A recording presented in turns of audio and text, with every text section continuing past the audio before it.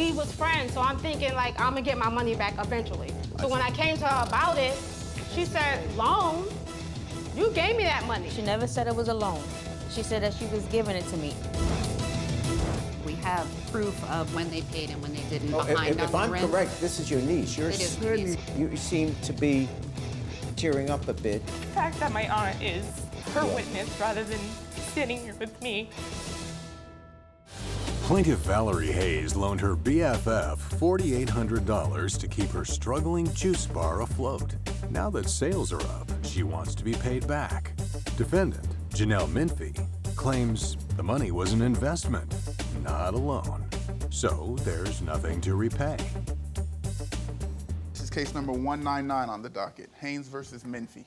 Okay, and good morning to both of you. Good morning. We have the plaintiff, Ms. Haynes, and you are suing your, as you say, former friend, Minfee, for $4,800, saying that you loaned her to save her failing juice bar business. I loaned her some money. Yes. And she hasn't paid That's me not back true. yet. She didn't loan it to She me. did. She loaned. No. I loaned her the No, money. she She hasn't didn't paid loan me it to back me. yet. Okay, That's I'm not going to true. give you. Yeah, I'm Okay. going to give you a chance to answer. Okay. Don't first interrupt me. Thank you. You loaned her how much? $4,800. Yes, I did. Tell me your side of the story. I met Janelle about 6 years ago. Yes. You know, we was friends. Yes.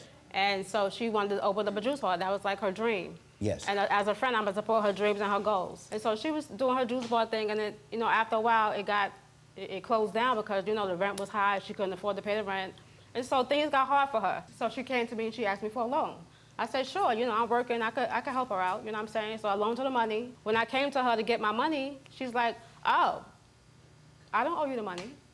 You gave me that money. Did you make it clear to her that it was a loan? Yes, it was No, very she did clear not. that it was She's a loan. lying. Is there anything? Your Honor, I'm a mother. She did I have not loan me the children. money. She know I can't have. I took my money out the savings to give to her. I need that money back. When did you arrange that she would pay you back? It wasn't like a arrangement, like per se. Like I didn't sign no papers. We was friends, so I'm thinking like I'm gonna get my money back eventually. So when I came to her about it, I'm thinking, oh, okay, Then I'm gonna she get said- my money. yeah. She This is said, crazy. loan. You gave me that money. She did give me the money. How She dare, never- how dare, as a friend, I sacrificed for her, and she gonna tell me she don't owe me the money back? Right. I gave it to her. Now I'll hear your side of the story. Okay, when she gave me the money, she never said it was a loan. She said that she was giving it to me. And then Why? after the fact that Why she was I gave me... giving Hang on. What- After the fact that she gave me the money, this is now 2019. She gave it to me in 2018. She never said anything all of this time until now. Why? Okay, And then so here's after the the fact question. that she gave me the You can't talk. money, Yep. she was coming to my store by herself sometimes and with her kids, and they never paid for anything. So maybe she just assumed because she gave me the money that she didn't have to pay for the things that she purchased in my store. It's not just a juice Like the bar. juice. Yeah, but I don't. It's like a juice bar cafe. So Okay. I also have food, Here's my question. pastries, desserts, everything. So whatever she wanted, she just didn't pay for it. Normally, if somebody, because that's a lot of money. So if somebody hands you $4,800, it would seem to be the normal reaction would be, you know, when can I pay you back? In other words, it would seem to me that that issue would be talked about. I'm not saying whether it should have been a gift, whether it should have been a loan, Right. whether it should have been an investment. And she knew that I was having a hard time. So if I come to her, basically she's taking it as like an investment or she's helping me out. Now, if I don't have $4,800, then That's unacceptable, Your Honor. You my friend. You like my family.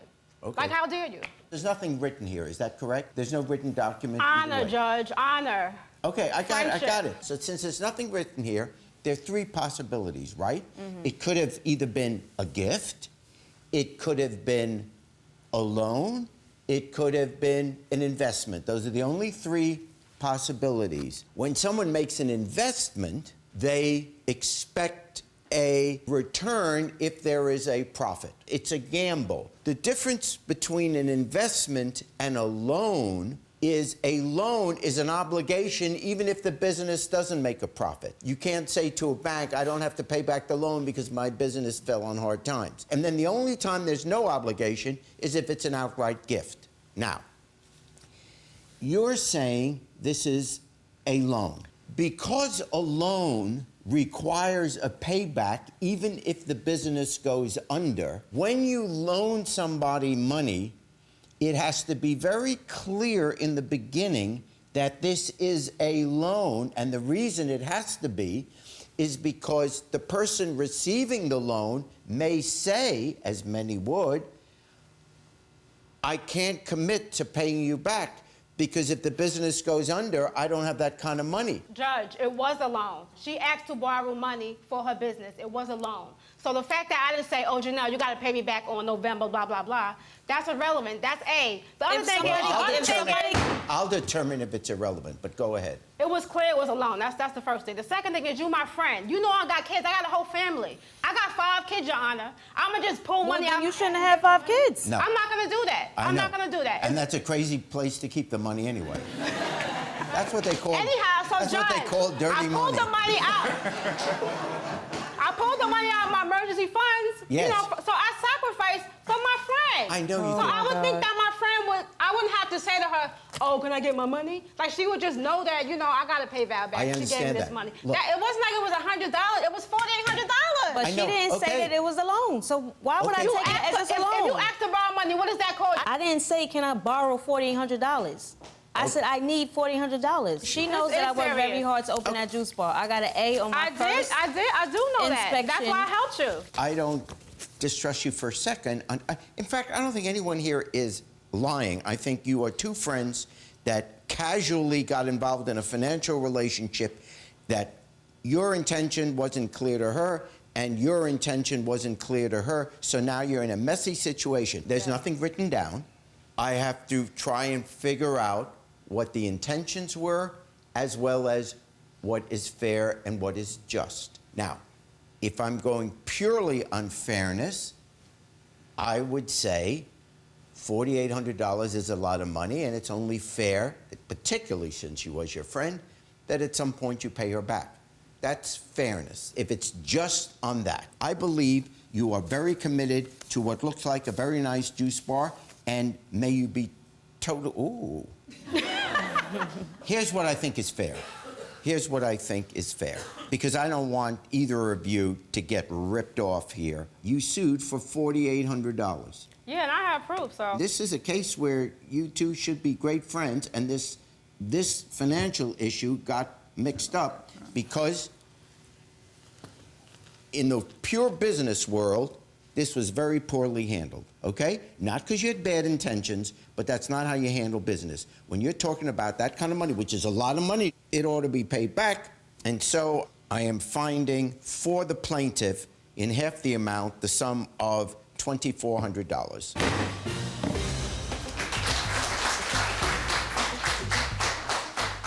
Friends and money don't mix, that's the bottom line. So I'll never do that again. She got something. So I guess she feels better about that. Plaintiff Marsha White says she tried to help a friend's niece who was down on her luck, but wound up with thousands in unpaid rent and damages. Defendants Jennifer and Alex Clemmons claim the apartment was uninhabitable. Do you swear the testimony you're about to give is the truth, the whole truth, and nothing but the truth? I do. Case number 20 on the docket, you got White versus Mr. and Mrs. Clemmons. Welcome. As I look at this case, we have the plaintiff here, Ms. White, and you are suing the defendants, Mr. and Mrs. Clemmons, for the amount of $4,607 for unpaid rent and property damage. Tell me your side of the story. Since 1986, I had an in-law apartment put in downstairs, and I rented it out over the years. And back in 2007, I rented it to a cousin, Jason Maine, and Jay was the best tenant anyone could ever have. And he met and married Judy Maine, and she is my witness. Congratulations on the marriage. Thank you. Go ahead. And they bought the house next on the other side of me, so my apartment was empty. In March of 2016, Judy brought over her niece and nephew-in-law, and they had a 4-month-old baby. They were living in a motel, and she highly recommended them as tenants for my apartment, and I allowed them to move in. Right. And they were to pay $225 every Friday. You seem to be tearing up a bit. The fact that my aunt is her Yeah. witness rather than sitting here with me I get another- that. Is there a written contract to this or No, Your Honor, lease? there's actually nothing written down on paper. It was But just a verbal It agreement. was a verbal agreement. And they did Okay. pay a security deposit, Oh, good. And how much was the security? $900. Alec had trouble holding a job, and it got to the point where they paid when they felt like it. Sometimes I got $225, sometimes I might have got $100, sometimes there was nothing. How many years were they there? They were there until last June, So they were there for 2 years and 3 months. In the eviction paperwork, Your Honor, that I have, we have proof of when they paid and when they didn't, and the numerous times that they had gotten So behind on if the I'm rent. correct, this is your niece. I mean, blood is thicker than water, but morals is thicker than blood, and you have Okay. to do what's right. And the amount of your suit is based on you saying how much rent did they owe? Current amount on June 15th, when they were evicted, was $2,633, Your Honor. Now, let me hear your side of the story up to this point. When I went to go and pay Marcia for the first time, I went to go and give her a money order. She strictly just wanted cash. So from then on, we started just giving her cash because that's all she requested when she had told me she did not want money orders. That's not true. Numerous times they Okay, paid money you're not orders. talking now, she is. She ended up filing for the eviction, and we were under the agreement that if stuff was not fixed in the apartment, that she was not going to get the rent. According to you, what was not So, fixed in the apartment? I have right here a picture of our bathtub, Yep. Your Honor, that was like that for about a month. Yikes. There was numerous times that we have told Marcia How about it. soon after you moved in did this happen? About a year. Our landlord is obviously lying that she is a competent landlord. We would pay her, and then she would come downstairs and say that we didn't pay her or even recognize who we were. Actually, I answered the door one day. She came downstairs knocking on my door, Seriously? and I opened the door. She looked at me and asked if Jennifer was there. I looked at her, and I had said, I am Jennifer. First of all, when did the tub backing up and you couldn't take a shower there for a month, when did that happen? 2017, I believe. And we also had a problem with the electricity where there was no heat for about a good 2 weeks. And then finally, she had a plumber come in without Alex or I being there. And then this is also what they did for damage in the apartment and just left it like that. What does this represent, the damage when they were doing what? That was right near the bathtub. It was right underneath the sink. They literally cut a giant hole That's in just there. proving And that then Marcia fixed the bathtub. So from April of, is that April of 18 or April of 17? 17. You stayed there from April of 17, when everything started falling apart, to June of 18. Yes, Your Honor. Your Honor, Why? And that was I'm going to get to you. Why? It was my biggest mistake.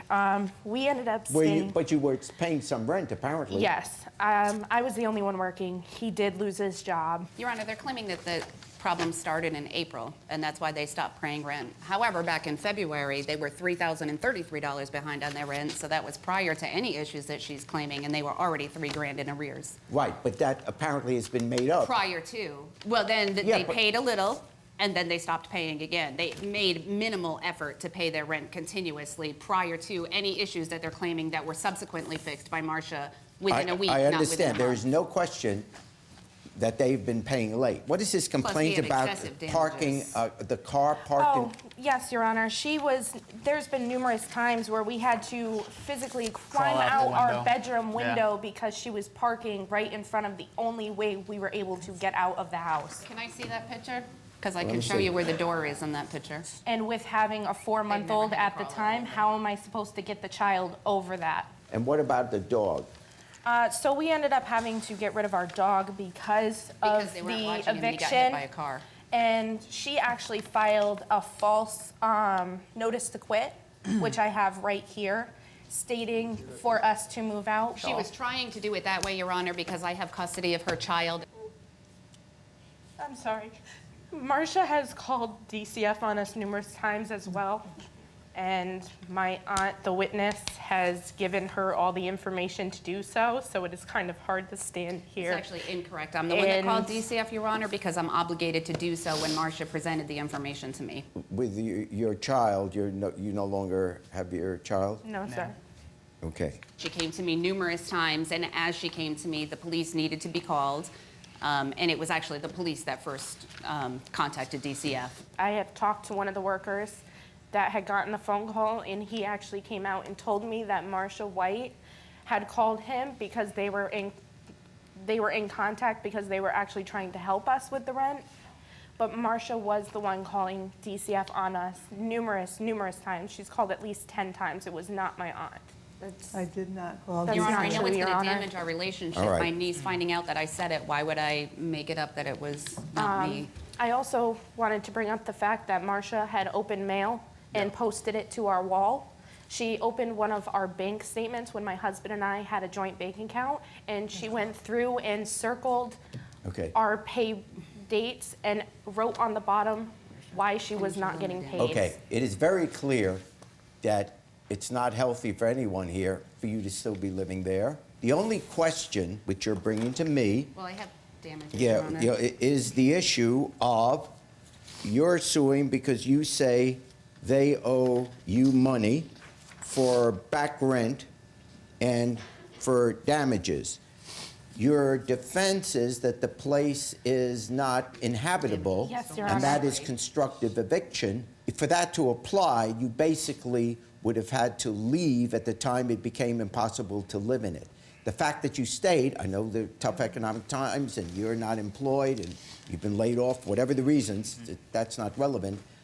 You wanted to stay, but it kind of undercuts the whole argument of constructive eviction because Yes, you Your Honor. stayed in the place. I have a police report here dated from 6/14 of 2018 from the last day that, the day before they were supposed to vacate the apartment. The apartment was a fully furnished apartment, and as they were leaving, vacating the apartment, they were actually stealing all the furniture That is not true, and Your Honor. tables. They were loading it It's in right the here in the truck. police report. They had loaded up all the furniture And what they is had your taken answer to it. When that? I had And were first ordered moved to in, return. because Judith Main had lived there prior, she told me that all the furniture was hers, and me being her niece, that I was able to take it. When we had spoken to the police officers, we had no problem bringing the furniture back, but she was the one that told us it was her furniture, and we found out otherwise that same night.